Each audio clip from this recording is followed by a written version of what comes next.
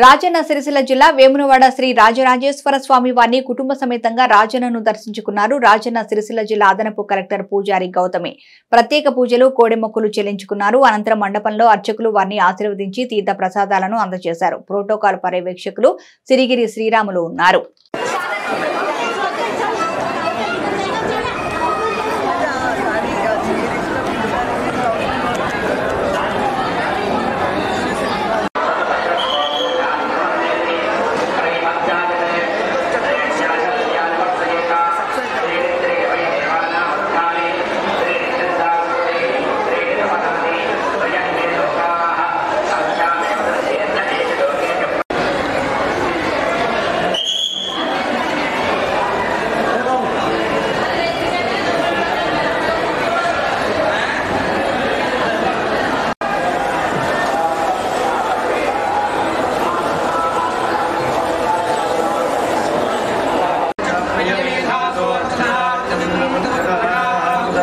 Krishna